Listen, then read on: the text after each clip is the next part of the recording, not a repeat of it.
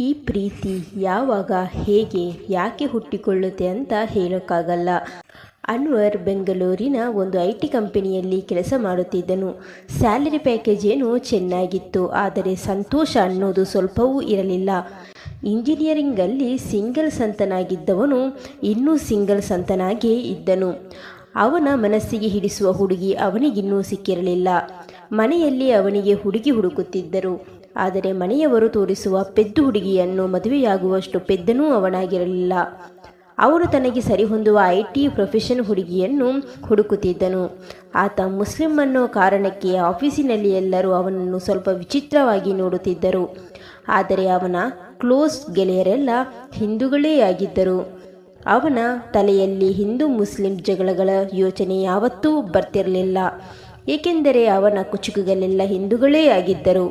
ವಯಸ್ಸು ಮೀರಿ ಹೋಗುತ್ತಿತ್ತು, ಆದರೆ ಸರಿಯಾದ ಹುಡುಗಿ ಸಿಗೋ ತನಕ ಕಾಯ್ತೀನಿ ಅನ್ನೋ ಹಠ ಅವನಿಗಿತ್ತು. ಅದಕ್ಕಾಗಿ ಆತ ತಾನಾಯಿತು ತನ್ನ ಕೆಲಸವಾಯಿತು ಅಂತ ಇರುತ್ತಿದ್ದನು. ಅನ್ವರ್ ತುಂಬ ಮೌನಿಯಾಗಿದ್ದನು. ಮಾತು ಕಮ್ಮಿ, ಕೆಲಸ ಜಾಸ್ತಿ ಅವನ ಸಿದ್ಧಾಂತವಾಗಿತ್ತು. ಅವನ ಮೌನ ಮುರಿಯಲು ಅವನ ಲೈಫಲ್ಲಿ ಒಬ್ಬಳು ಮಾತಿನ ಮಲ್ಲಿಯ ಎಂಟ್ರಿ ಆಯಿತು. ಐಶ್ವರ್ಯ ಹೊಸ ಪ್ರಾಜೆಕ್ಟ್ ಮ್ಯಾನೇಜರ್ ಆಗಿ ಕಂಪನಿಗೆ ಜಾಯಿನ್ ಆಗಿದ್ದಳು. ಅವಳು ನೋಯ್ಡಾದವಳು. ಕಂಪನಿಯ ಸ್ಪೆಷಲ್ ಪ್ರಾಜೆಕ್ಟ್ ಕೆಲಸದ ಮೇಲೆ ಅವಳು ಬೆಂಗಳೂರಿಗೆ ಬಂದಿದ್ದಳು. ಅವಳಿಗೆ ಬೆಂಗಳೂರು ಹೊಸದು. ಅವಳು ಕಂಪನಿಗೆ ಕಾಲಿಟ್ಟ ಮೊದಲ ದಿನವೇ ಎಲ್ಲರನ್ನೂ ಸೆಳೆದಳು. ಅವಳು MBA ಮಾಡಿದ್ದರೂ ಇಂಗ್ಲಿಷ್ ಅವಳಿಗೆ ಕಷ್ಟವಾಗುತ್ತಿತ್ತು. ಇಲ್ಲಿ ಬೆಂಗಳೂರಲ್ಲಿ ಎಲ್ಲರೂ ಇಂಗ್ಲಿಷ್ನಲ್ಲಿ ಸೂಪರಾಗಿ ಮಾತನಾಡುತ್ತಿದ್ದರು.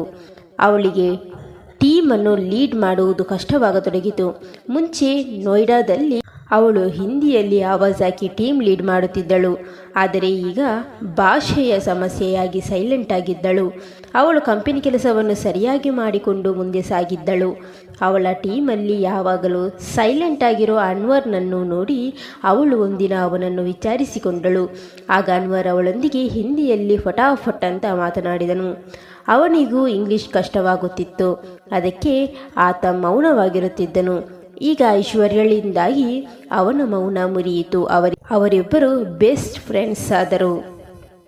ಬೆಸ್ಟ್ ಫ್ರೆಂಡ್ಸ್ ಆಗಿದ್ದ ಐಶ್ವರ್ಯ ಹಾಗೂ ಅನ್ವರ್ ಯಾವಾಗ ಪ್ರೇಮಿಗಳಾದರು ಎಂಬುದು ಅವರಿಗೆ ಗೊತ್ತಾಗಲಿಲ್ಲ. ಇಬ್ಬರು ಎರಡು ದೇಹ ಒಂದು ಜೀವ ಅನ್ನುವಷ್ಟು ಹತ್ತಿರವಾದರು. ಅನ್ವರ್ ಇಂಜಿನಿಯರಿಂಗ್ ಓದಲು ಬೆಂಗಳೂರಿಗೆ ಬಂದವನು ಇಲ್ಲೇ ತಳ ಊರಿದ್ದನು. ಅವನಿಗೆ ಬೆಂಗಳೂರು ಚೆನ್ನಾಗಿ ಗೊತ್ತಿತ್ತು. ಆತ ಐಶ್ವರ್ಯಾಳನ್ನು ಬೈಕ್ ಮೇಲೆ ಕೂಡಿಸಿಕೊಂಡು ಬೆಂಗಳೂರೆಲ್ಲ ಸುತ್ತಿಸಿದನು. ಅವಳಿಗೆ ಕರ್ನಾಟಕದ ಮೈಸೂರು ಅರಮನೆ, ಮುರುಡೇಶ್ವರ, ಗೋಕರ್ಣ, ಯಾನ, ಮಡಿಕೇರಿ, ವಿಜಯಪುರದ ಗೋಲ್ ಗುಂಬಸ್, ಹಂಪಿ, ಬಾದಾಮಿ, ಐಹೊಳೆಗಳನ್ನೆಲ್ಲ ತೋರಿಸಿದನು. ಬೈಕ್ ಮೇಲೆ ಅರ್ಧ ಕರ್ನಾಟಕವನ್ನೇ ಸುತ್ತಿಸಿದನು. ಐಶ್ವರ್ಯ ಅವನ ಮೇಲೆ ಈಗ ಸಂಪೂರ್ಣ ಭರವಸೆ ಇಟ್ಟಳು. ಪ್ರೀತಿ ಹೆಸರಲ್ಲಿ ಪಾರ್ಕ್ ಸುತ್ತಿಸಿ ಹಾಸಿಗೆ ಹಂಚಿಕೊಂಡು ಮಾಯವಾಗುವ ಕಚಡಾ ಹುಡುಗ ನನ್ನವನಲ್ಲ ಎಂಬುದು ಅವಳಿಗೆ ಖಾತ್ರಿಯಾಯಿತು. ಅದಕ್ಕೆ ಅವಳು ಅವನೊಂದಿಗೆ ಮದುವೆ ವಿಚಾರವಾಗಿ ಮಾತನಾಡಿದಳು. ಅವಳ ಮದುವೆ ಆಫರ್ಗೆ ಅನ್ವರ್ ತಕ್ಷಣವೇ ಒಪ್ಪಿಕೊಂಡನು. ಅವರಿಬ್ಬರು ತಮ್ಮ ತಮ್ಮ ಮನೆಯವರಿಗೆ ತಮ್ಮ ಪ್ರೀತಿಯ ಬಗ್ಗೆ ಹೇಳಿ ಮದುವೆಗೆ ಅನುಮತಿ ಕೇಳಿದರು. ಆದರೆ ಅವರ ಮನೆಯವರು ಅವರ ಮದುವೆಗೆ ಒಂಚೂರು ಒಪ್ಪಲಿಲ್ಲ. ಅವರ ಪ್ರೀತಿಗೆ ಜಾತಿ ಅಡ್ಡಗೋಡೆಯಾಗಿ ನಿಂತಿತು. ಅನ್ವರ್ ಮುಸ್ಲಿಂ ಮನೆತನದ ಹುಡುಗನಾದರೆ ಐಶ್ವರ್ಯ ಬ್ರಾಹ್ಮಣ ಸಮುದಾಯದ ಹುಡುಗಿಯಾಗಿದ್ದಳು. ಐಶ್ವರ್ಯ ಹಾಗೂ ಅನ್ವರ್ ತಮ್ಮ ಮನೆಯವರನ್ನು ಒಪ್ಪಿಸಲು ಪದೇ ಪದೇ ಪ್ರಯತ್ನ ಮಾಡಿದರು. ಆದರೆ ಯಾವುದೇ ಪ್ರಯೋಜನವಾಗಲಿಲ್ಲ. ಕೊನೆಗೆ ಬೇಸತ್ತು ಅವರು ಎಲ್ಲರನ್ನೂ ಎದುರಾಕಿಕೊಂಡು ರಿಜಿಸ್ಟರ್ ಮ್ಯಾರೇಜ್ ಆದರು. ಅವರ ಮದುವೆಗೆ ಅವರ ಸ್ನೇಹಿತರು ಸಾಥ್ ನೀಡಿದರು. ಅವರಿಗೆ ಒಂದೊಳ್ಳೆ ಬಾಡಿಗೆ ಮನೆ ನೋಡಿ ಅವರಿಗೆ ಹೊಸ ಜೀವನಕ್ಕೆ ಕಾಲಿಡಲು ಸಹಾಯ ಮಾಡಿದರು. ನಂತರ ಅವರಿಬ್ಬರಿಗೆ ಬೆಸ್ಟ್ ಆಫ್ ಲಕ್ ಹೇಳಿ ಸ್ನೇಹಿತರೆಲ್ಲ ಅವರವರ ಮನೆಗೆ ತೆರಳಿದರು. ಮನೆಯಲ್ಲಿ ಈಗ ಅನ್ವರ್ ಹಾಗೂ ಐಶ್ವರ್ಯ ಇಬ್ಬರೇ ಉಳಿದರು. ಇಷ್ಟು ದಿನ ಪ್ರೇಮಿಗಳಾಗಿ ರೆಕ್ಕೆ ಬಿಚ್ಚಿ ಹಾರಾಡುತ್ತಿದ್ದವರು ಈಗ ಗಂಡ ಹೆಂಡತಿಯರಾಗಿದ್ದರು. ಸಂಸಾರದ ಜವಾಬ್ದಾರಿ ಅವರ ಸ್ವಾತಂತ್ರ್ಯವನ್ನು ಮೊದಲ ದಿನವೇ ಕಿತ್ತುಕೊಂಡಿತು. ಮೊದಲ ರಾತ್ರಿಯಲ್ಲಿ ಸರಸವಾಡುವುದನ್ನು ಬಿಟ್ಟು ಅವರಿಬ್ಬರು ತಮ್ಮ ತಂದೆ ತಾಯಿ ಸಂಬಂಧಿಕರನ್ನೆಲ್ಲ ಕಳೆದುಕೊಂಡು ಅನಾಥರಾಗಿದ್ದಕ್ಕೆ ಕಣ್ಣೀರು ಹಾಕುತ್ತಾ ಕುಳಿತರು. ಅನ್ವರ್ ಐಶ್ವರ್ಯಾಳನ್ನು ಮಡಿಲಿನಲ್ಲಿ ಮಲಗಿಸಿಕೊಂಡು ಅವಳಿಗೆ ಸಾಂತ್ವನ ಹೇಳಿದನು. ಐಶ್ವರ್ಯ ಅವನ ಕೊರಳಿಗೆ ಬಿದ್ದು ಬಿಕ್ಕಿ ಬಿಕ್ಕಿ ಅತ್ತು ತನ್ನ ಮನಸ್ಸನ್ನು ಹಗುರಾಗಿಸಿಕೊಂಡಳು. ಮರುದಿನದಿಂದ ಅವರಿಬ್ಬರ ಅಸಲಿ ಸಾಂಸಾರಿಕ ಜೀವನ ಶುರುವಾಯಿತು. ಐಶ್ವರ್ಯಾಳಿಗೆ ಸರಿಯಾಗಿ ಅಡುಗೆ ಮಾಡಲು ಬರುತ್ತಿರಲಿಲ್ಲ. ಅವಳು ದಿನ ಅಡುಗೆಯಲ್ಲಿ ಏನಾದರೂ ಒಂದನ್ನು ಹೆಚ್ಚಿಗೆ ಹಾಕುತ್ತಿದ್ದಳು. ಆದರೆ ಅನ್ವರ ಅವಳು ಮಾತು, ಪ್ರೀತಿ ಎಲ್ಲದರಲ್ಲೂ ಹೆಚ್ಚಿಗೆ ಇದ್ದಾಳೆ ಅಂತ ಸುಮ್ಮನೆ ತಿನ್ನುತ್ತಿದ್ದನು. ಅವಳಿಗೆ ಮನೆ ಕೆಲಸದಲ್ಲಿ ಸಹಾಯ ಮಾಡುತ್ತಿದ್ದನು. ದಿನವೆಲ್ಲ ಕಂಪನಿ ಕೆಲಸ, ರಾತ್ರಿಯೆಲ್ಲ ಪೋಲಿ ಮಾತು. ಒಂದೆರಡು ಬಿಸಿ ಮುತ್ತುಗಳಲ್ಲಿ ಅವರಿಬ್ಬರ ಜೀವನ ಸುಖವಾಗಿ ಸಾಗಿತ್ತು. ಆದರೆ 3 ತಿಂಗಳ ನಂತರ ಅವರ ಜೀವನ ಅವರಿಗೆ ಬೋರ್ ಆಯಿತು. ಕೆಲಸದ ಒತ್ತಡದಿಂದಾಗಿ ಅವರಿಗೆ ಮನೆ ಕೆಲಸ ಹಿಂಸೆ ಅನಿಸತೊಡಗಿತು. ಐಶ್ವರ್ಯ ಸಹ ದಿನವೆಲ್ಲ ಅನ್ವರ್ನಂತೆ ಕೆಲಸ ಮಾಡಿ ಸುಸ್ತಾಗಿ ಮನೆಗೆ ಬರುತ್ತಿದ್ದಳು. ಬಂದ ಮೇಲೆ ಅವನಿಗೆ ಟೀ ಮಾಡಿಕೊಟ್ಟು ಮನೆ ಕಸ ಗುಡಿಸಿ ಅಡುಗೆ ತಯಾರಿ ಮಾಡಬೇಕಿತ್ತು. ಆದರೆ ಅನ್ವರ್ಗೆ ಯಾವುದೇ ಕೆಲಸ ಇರುತ್ತಿರಲಿಲ್ಲ. ಆತ ಮೊಬೈಲ್ನಲ್ಲಿ ಗೇಮ್ ಆಡುತ್ತಾ ಕುಳಿತುಕೊಂಡು ಬಿಡುತ್ತಿದ್ದನು. ಸಾಲದಕ್ಕೆ ಮೇಲಾಗಿ ಬೇಗನೆ ಅಡುಗೆ ಮಾಡು, ಹೊಟ್ಟೆ ಹಸಿತಿದೆ ಅಂತ ಆರ್ಡರ್ ಮಾಡುತ್ತಿದ್ದನು. ಮದುವೆಯಾದ ಹೊಸದರಲ್ಲಿ ಅನ್ವರ್ ಐಶ್ವರ್ಯಳ ಮೈ ಮುಟ್ಟುವ ಆಸೆಯಲ್ಲಿ ಅವಳಿಗೆ ಅಡುಗೆ ಮಾಡಲು, ಮನೆ ಕೆಲಸ ಮಾಡಲು ಸಹಾಯ ಮಾಡುತ್ತಿದ್ದನು. ಅಡುಗೆ ಮನೆಯಲ್ಲಿ ಅವಳು ತರಕಾರಿ ಹೆಚ್ಚುವಲ್ಲಿ ಬ್ಯುಸಿಯಾಗಿರುವಾಗ ಆತ ಅವಳನ್ನು ಹಿಂದಿನಿಂದ ಗಟ್ಟಿಯಾಗಿ ಅಪ್ಪಿಕೊಂಡು ಅವಳ ಸೊಂಟ ಸವರುತ್ತಾ ಅವಳ ಕುತ್ತಿಗೆ ಮುತ್ತಿಡುತ್ತಾ ಅವಳಿಗೆ ಡಿಸ್ಟರ್ಬ್ ಮಾಡುತ್ತಿದ್ದನು. ಅವಳು ಸಹ ಅವನೊಂದಿಗೆ ಮೆಲ್ಲನೆ ಸರಸವಾಡುತ್ತಾ ಅಡುಗೆ ಮಾಡುತ್ತಿದ್ದಳು. ಅಡುಗೆ ರೆಡಿಯಾದ ನಂತರ ಇಬ್ಬರು ಪರಸ್ಪರ ತಿನ್ನಿಸುತ್ತಾ ರೊಮ್ಯಾಂಟಿಕ್ ಆಗಿ ಊಟ ಮಾಡುತ್ತಿದ್ದರು. ನಂತರ ಆಕೆಯ ಪಾತ್ರೆ ಉಜ್ಜಿಟ್ಟು ಬರುವಷ್ಟರಲ್ಲಿ ಆತ ಬೆಡ್ರೂಮ್ನಲ್ಲಿ ಅವಳಿಗೋಸ್ಕರ ಕಾಯುತ್ತಿದ್ದನು. ಅವಳು ಬರುತ್ತಿದ್ದಂತೆ ಅವಳನ್ನು ಗಟ್ಟಿಯಾಗಿ ಅಪ್ಪಿಕೊಂಡು ಅವಳನ್ನು ಬೆಡ್ ಮೇಲೆ ಮಲಗಿಸಿ ಅವಳ ತುಟಿಗಳಲ್ಲಿನ ಪ್ರೀತಿ ಮುತ್ತುಗಳನ್ನು ಲೂಟಿ ಮಾಡುತ್ತಿದ್ದನು. ಆತ ಅವಳ ಸೊಂಟ ಸವರುತ್ತಾ ಎದೆಗೆ ಮುತ್ತಿಡುತ್ತಾ ಅವಳನ್ನು ಬೆತ್ತಲೆ ಮಾಡುವ ಪ್ರಯತ್ನ ಮಾಡುತ್ತಿದ್ದನು. ಆದರೆ ಅವಳು ಅವನಿಗೆ ಮುಂದುವರಿಯುವ ಅವಕಾಶ ನೀಡುತ್ತಿರಲಿಲ್ಲ. ಅವಳಿಗೆ ಇಷ್ಟು ಬೇಗ ತಾಯಿಯಾಗುವ ಆಸೆ ಇರಲಿಲ್ಲ. ಬೇಗನೆ ಸ್ವಂತ ಮನೆ ಮಾಡಿ ಆಮೇಲೆ ಮಡಿಲು ತುಂಬಿಸಿಕೊಳ್ಳುವ ಕನಸು ಅವಳದಾಗಿತ್ತು. ಆದರೆ ಕೆಲಸದ ಒತ್ತಡದಿಂದಾಗಿ ಅವರ ಸಂಸಾರದ ಗೋಡೆಯಲ್ಲಿ ಬಿರುಕು ಮೂಡಿತು. ಅನ್ವರ್ ಹಾಗೂ ಐಶ್ವರ್ಯ ಪರಸ್ಪರ ಪ್ರೀತಿಸಿ ಜಗತ್ತನ್ನೇ ಎದುರಾಕಿಕೊಂಡು ಮದುವೆಯಾಗಿದ್ದರು. ಆದರೆ ಅವರಿಗೆ ಮದುವೆಯ ಜವಾಬ್ದಾರಿಯನ್ನು ಸಮರ್ಥವಾಗಿ ನಿಭಾಯಿಸಲು ಸಾಧ್ಯವಾಗಲಿಲ್ಲ. ಅವರಿಬ್ಬರ ನಡುವೆ ದಿನ ಒಂದಲ್ಲ ಒಂದು ಕಾರಣಕ್ಕೆ ಸಣ್ಣ ಪುಟ್ಟ ಜಗಳಗಳಾಗಲು ಪ್ರಾರಂಭಿಸಿದವು. ಅವರಿಬ್ಬರ ನಡುವೆ ಅನ್ಯೋನ್ಯತೆ ಈಗ ಕನಸಿನ ಮಾತಾಯಿತು. ಪ್ರೀತಿ ಮಾತುಗಳ ಬದಲಾಗಿ ದ್ವೇಷದ ಮಾತುಗಳು ಹೆಚ್ಚಾದವು. ಮದುವೆಯಾದ 6 ತಿಂಗಳಲ್ಲಿ ಅವರ ಸಾಂಸಾರಿಕ ಜೀವನ ಮುರಿದು ಬಿತ್ತು. ಒಂದಿನ ಐಶ್ವರ್ಯ ತನ್ನ ಗಂಡ ಅನ್ವರ್ನಿಗೆ ಏನನ್ನೂ ಹೇಳದೆ ತನ್ನ ತವರು ಮನೆ ನಾಯ್ಡಾಗೆ ಹೋದಳು. ಅವಳು ತನ್ನ ತಾಯಿ ಜೊತೆಗೆ ಗುಟ್ಟಾಗಿ ಮಾತನಾಡುತ್ತಿದ್ದಳು. ಅವಳ ತಾಯಿಗೆ ಈ ಮದುವೆ ಇಷ್ಟವಿರಲಿಲ್ಲ. ಅದಕ್ಕೆ ಅವರ ಮಗಳ ಕಿವಿಚುಚ್ಚಿ ಕೊನೆಗೂ ಅವಳನ್ನು ತಮ್ಮ ಮನೆಗೆ ಕರೆಸಿಕೊಳ್ಳುವಲ್ಲಿ ಯಶಸ್ವಿಯಾದರು. ಮಧ್ಯಾಹ್ನದಿಂದಲೇ ಅನ್ವರ್ ಆಫೀಸಿನಲ್ಲಿ ಐಶ್ವರ್ಯಾಳನ್ನು ಹುಡುಕುತ್ತಿದ್ದನು. ಅವಳ ಫೋನ್ ಸ್ವಿಚ್ ಆಫ್ ಅಂತ ಬರ್ತಿತ್ತು. ಅವಳು ಮನೆಗೆ ಹೋಗಿರಬಹುದು ಅಂತ ಅಂದುಕೊಂಡು ಆತ ಕೆಲಸದಲ್ಲಿ ಬ್ಯುಸಿಯಾದನು. ಸಂಜೆ ಮನೆಗೆ ಬಂದಾಗ ಆಕೆ ಮನೆಯಲ್ಲಿ ಇಲ್ಲದಿರುವುದನ್ನು ನೋಡಿ ಗಾಬರಿಯಾಯಿತು. ಮತ್ತೆ ಅವಳಿಗೆ ಕಾಲ್ ಮಾಡಿದನು. ಅವಳು ರಿಸೀವ್ ಮಾಡಿ, ನಾನು ನನ್ನ ಅಮ್ಮನ ಮನೆಗೆ ಬಂದಿರುವೆ, 1 ವಾರ ಬಿಟ್ಟು ಬರುವೆ ಅಂತ ಹೇಳಿದಳು. ಅದನ್ನು ಕೇಳಿ ಅನ್ವರ್ ಕೋಪದಲ್ಲಿ, ಯಾರನ್ನು ಕೇಳಿ ಅಲ್ಲಿಗೆ ಹೋದೆ? ನನಗೆ ಒಂದು ಮಾತು ಹೇಳಿ ಹೋಗಬಹುದಿತ್ತಲ್ವಾ? ಅಲ್ಲೇ ಇರು, ವಾಪಸ್ ಬರಬೇಡ ಅಂತೆಲ್ಲ ರೇಗಿದನು. ಅಷ್ಟರಲ್ಲಿ ಅವಳಮ್ಮ ಫೋನ್ ಕಿತ್ತುಕೊಂಡು ಅಳಿಯನಿಗೆ ಕೋರ್ಟ್ ಕಚೇರಿ ಅಂತೆಲ್ಲ ಧಮಕಿ ಹಾಕಿ ಕಾಲ್ ಕಟ್ ಮಾಡಿದರು. ಐಶ್ವರ್ಯ ಹೇಳದೆ ಕೇಳದೆ ತವರಿಗೆ ಹೋಗಿದ್ದರಿಂದ ಅನ್ವರ್ ಅಪ್ಸೆಟ್ ಆಗಿದ್ದನು. ಕೋಪದಲ್ಲಿ ಅವಳಿಗೆ ಏನೇನೋ ಅಂದಿದ್ದು ಸಾಲದಂತೆ ಕೆಟ್ಟದಾಗಿ ಮೆಸೇಜ್ ಕೂಡ ಕಳುಹಿಸಿದನು. ಅವಳು ಸಹ ಅವನಿಗೆ ಕೆಟ್ಟದಾಗಿ ಮೆಸೇಜ್ ಕಳುಹಿಸಿದಳು. ಅನ್ವರ್ ಬರೀ ಅವಳಿಗಷ್ಟೇ ಮನೆ ಇದೆಯಾ, ನನಗಿಲ್ವಾ ಅಂತ ಕೆಲಸಕ್ಕೆ ರಜೆ ಹಾಕಿ ತನ್ನ ಊರಿಗೆ ಹೋದನು. ಅವನು ಮನೆಗೆ ಹೋಗಿ 2 ವರ್ಷವಾಗಿತ್ತು. ಮನೆಯಲ್ಲಿ ಎಲ್ಲರೂ ಅವನನ್ನು ಪ್ರೀತಿಯಿಂದ ನೋಡಿಕೊಂಡು ಅವನ ತಲೆ ಸವರಿ ಐಶ್ವರ್ಯಾಳಿಗೆ ಡೈವೋರ್ಸ್ ಕೊಟ್ಟು ಬೇರೆ ಮದುವೆಯಾಗುವಂತೆ ಒತ್ತಡ ಹೇರಿದರು. ಏಕೆಂದರೆ ಅವರಿಗೆ ಈ ಮದುವೆ ಇಷ್ಟವಿರಲಿಲ್ಲ. ಅದಕ್ಕೆ ಹೇಗಾದರೂ ಮಾಡಿ ಈ ಮದುವೆಯನ್ನು ಮುರಿಯಲು ಅವರು ತುದಿಗಾಲ ಮೇಲೆ ನಿಂತಿದ್ದರು. ಅವನ ತಲೆಯಲ್ಲಿ ಏನೇನೋ ತುಂಬಿ ಅವನಿಗೆ ಐಶ್ವರ್ಯಾಳ ಮೇಲೆ ಕೆಟ್ಟ ಅಭಿಪ್ರಾಯ ಬರುವಂತೆ ಮಾಡಿದರು. ಅನ್ವರ್ ಐಶ್ವರ್ಯಾಳಿಗೆ ಡೈವೋರ್ಸ್ ಕೊಡಬೇಕಾ ಬೇಡವಾ ಅಂತ ಯೋಚಿಸುವಷ್ಟರಲ್ಲೇ ಅವನಿಗೆ ಐಶ್ವರ್ಯಾಳ ಕಡೆಯಿಂದ ಡೈವೋರ್ಸ್ ನೋಟಿಸ್ ಬಂತು. ಅವಳ ಅಮ್ಮ ತಮ್ಮ ಮಗಳ ತಲೆ ಕೆಡಿಸಿ ಈ ರೀತಿ ತಮ್ಮ ಹಠ ಸಾಧಿಸಿದರು. ಅನ್ವರ್ ಅವಳೊಂದಿಗೆ ಮಾತನಾಡಬೇಕು ಅಂತ ಅವಳಿಗೆ ಎಷ್ಟೋ ಸಲ ಕಾಲ್ ಮಾಡಿದನು. ಆದರೆ ಪ್ರತಿ ಸಲ ಅವಳ ಅಮ್ಮ ಕಾಲ್ ರಿಸೀವ್ ಮಾಡುತ್ತಿದ್ದರು, ಇಲ್ಲ ಅವಳ ಅಕ್ಕ ರಿಸೀವ್ ಮಾಡುತ್ತಿದ್ದಳು.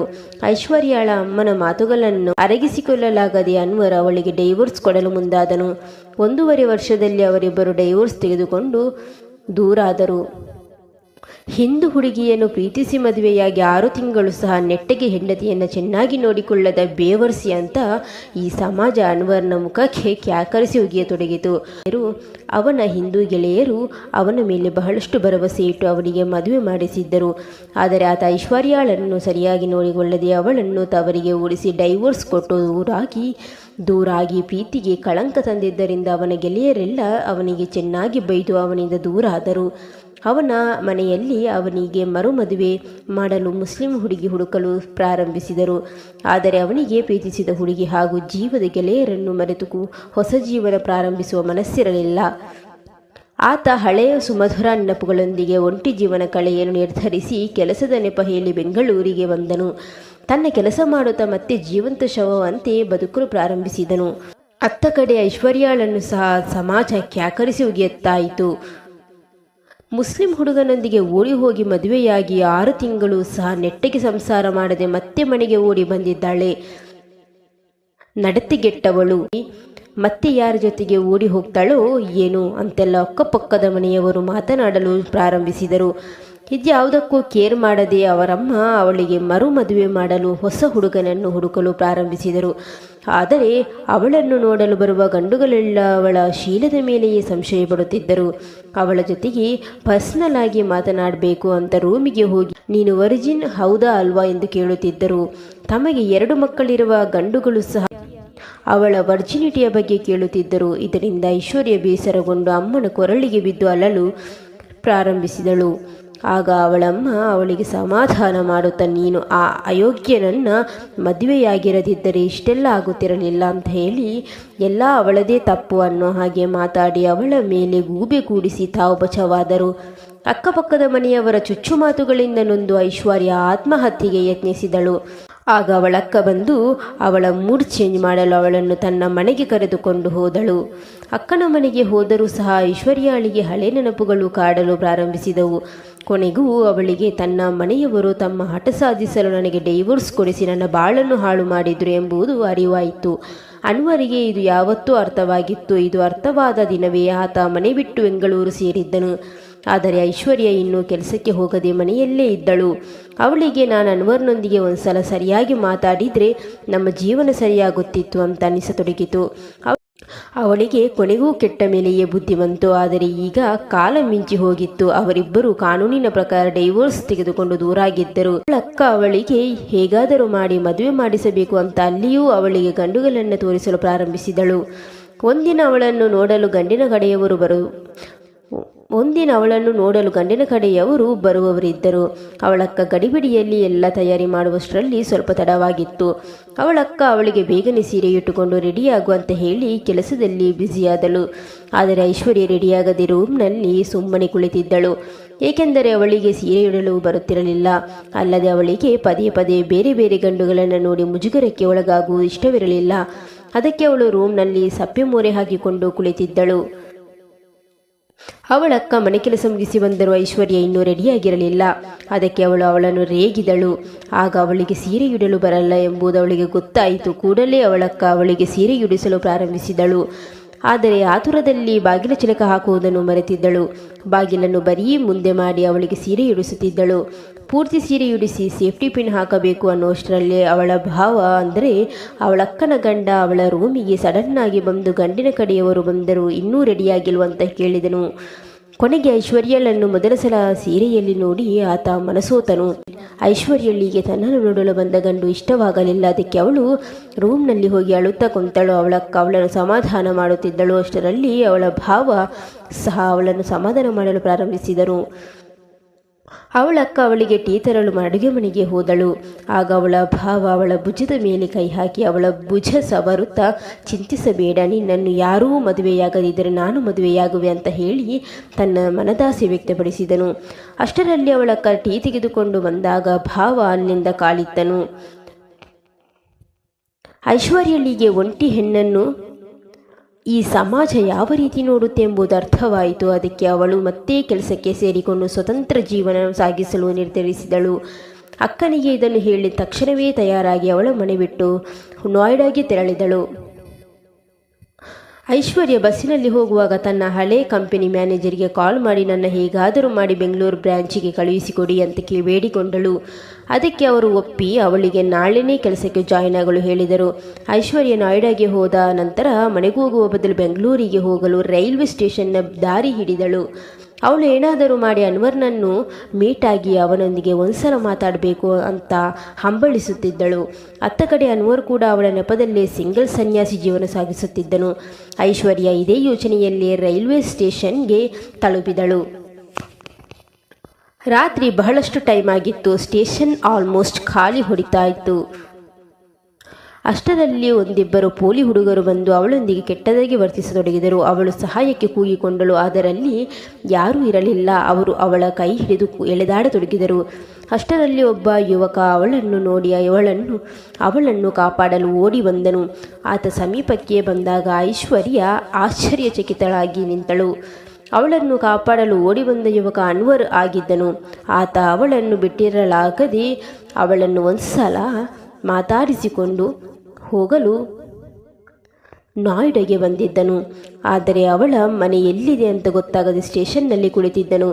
ಆ ಪೋಲಿ ಹುಡುಗರು ಅವಳನ್ನು ಎಳೆದಾಡುತ್ತಿರುವುದನ್ನು ನೋಡಿ ಓಡಿ ಬಂದನು. ಐಶ್ವರ್ಯ ಏನು ಮಾತನಾಡದೆ ಅನ್ವರ್ನನ್ನು ಅಪ್ಪಿಕೊಂಡಳು. ಆ ಪೋಲಿ ಹುಡುಗರು ಹತಾಶೆಯಲ್ಲಿ ಅನ್ವರ್ನ ಕೈಗೆ ಚಾಕುವಿನಿಂದ ಕೊರೆದು ಓಡಿ ಹೋದರು. ಅವನ ಕೈಯಿಂದ ರಕ್ತ ಸುರಿಯಲು ಪ್ರಾರಂಭಿಸಿತು. ಅದನ್ನು ನೋಡಿ ಐಶ್ವರ್ಯಾಳ ಕಣ್ಣಿನಿಂದ ನೀರು ಸುರಿಯಲು ಪ್ರಾರಂಭಿಸಿತು. ಆಕೆ ತನ್ನ ಕರ್ಚೀಫ್ನಿಂದ ಅವನ ಕೈಗೆ ಕಟ್ಟಿದಳು. ನಂತರ ಅವನನ್ನು ಹಾಸ್ಪಿಟಲ್ಗೆ ಕರೆದುಕೊಂಡು ಹೋದಳು. ಅಲ್ಲಿ ಅವನಿಗೆ ಟ್ರೀಟ್ಮೆಂಟ್ ಕೊಡಿಸಿ ಅವನನ್ನು ತನ್ನ ಮನೆಗೆ ಕರೆದುಕೊಂಡು ಹೋದಳು. ಆದರೆ ಅವಳ ಮನೆಯಲ್ಲಿ ಅವರಿಬ್ಬರಿಗೆ ಜಾಗ ಕೊಡದೆ ಬೈದು ಅವಮಾನ ಮಾಡಿ ಕಳುಹಿಸಿದರು. ಅಲ್ಲಿಂದ ಅವರಿಬ್ಬರು ಮುಂಜಾನೆ ಟ್ರೈನ್ ಹಿಡಿದು ಸೀದಾ ಬೆಂಗಳೂರಿಗೆ ಬಂದರು. ಬೆಂಗಳೂರಿಗೆ ಬಂದ ನಂತರ ಅನ್ವರ್ ಐಶ್ವರ್ಯಾಳನ್ನು ತನ್ನ ಸ್ವಂತ ಮನೆಗೆ ಕರೆದುಕೊಂಡು ಹೋದನು. ಆ ಮನೆಗೆ ಕಾಲಿಟ್ಟ ನಂತರ ಐಶ್ವರ್ಯ ಖುಷಿಯಿಂದ ಅನ್ವರ್ನನ್ನು ಅಪ್ಪಿಕೊಂಡು ಕಣ್ಣೀರಾಕಿದಳು. ಏಕೆಂದರೆ ಹೊಸ ಮನೆಯಲ್ಲಿ ಅನ್ವರ್ ಐಶ್ವರ್ಯಾಳ ಒಂದೊಂದು ವಸ್ತುವನ್ನು ಭದ್ರವಾಗಿ ಇಟ್ಟಿದ್ದನು. ಅವಳ ಗಿಫ್ಟ್ ಕಲೆಕ್ಷನ್ಸ್, ಒಡವೆ, ಬಟ್ಟೆ, ಲ್ಯಾಪ್ಟಾಪ್ ಇತ್ಯಾದಿಗಳೆಲ್ಲವನ್ನು ಕ್ಷೇಮವಾಗಿ ಇಟ್ಟಿದ್ದನು. ತಕ್ಷಣವೇ ಅನ್ವರ್ ತನ್ನ ಗೆಳೆಯರಿಗೆಲ್ಲ ಕಾಲ್ ಮಾಡಿ ಮನೆಗೆ ಬರಲು ಹೇಳಿದನು.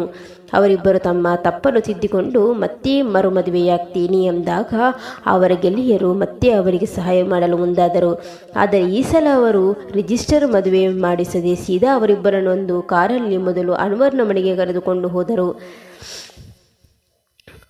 ಅನ್ವರನ ಮನೆಯಲ್ಲಿ ಮಗ ಒಂಟಿಯಾಗಿ ನೆರಳುವುದಕ್ಕಿಂತ ಅವಳನ್ನೇ ಮದುವೆಯಾಗಿ ಸುಖವಾಗಿರಲಿ ಅಂತ ಅವರ ಮದುವೆಗೆ ಒಪ್ಪಿದರು. ಅವರಿಬ್ಬರು ಪ್ರೀತಿಸಿ ಮದುವೆಯಾಗಿ ಕಿತ್ತಾಡಿ ಡೈವೋರ್ಸ್ ತೆಗೆದುಕೊಂಡು ಬೇರೆಯಾಗಿ ಮತ್ತೆ ಮದುವೆಯಾಗುತ್ತಿರುವುದನ್ನು ನೋಡಿ ಅವರಿಬ್ಬರ ಪ್ರೀತಿ ನಿಜ ಅಂತ ಅವರ ಮನೆಯಲ್ಲಿ ಅವರಿಬ್ಬರನ್ನು ಬೆಂಬಲಿಸಿದರು. ಅವರ ಅಪ್ಪ ನಾನೇ ಮುಂದೆ ನಿಂತು ಅದ್ದೂರಿಯಾಗಿ ನಿಮ್ಮ ಮದುವೆ ಮಾಡುವುದಾಗಿ ಹೇಳಿದರು. ಅನ್ವರ್ನ ಮನೆಯಲ್ಲಿ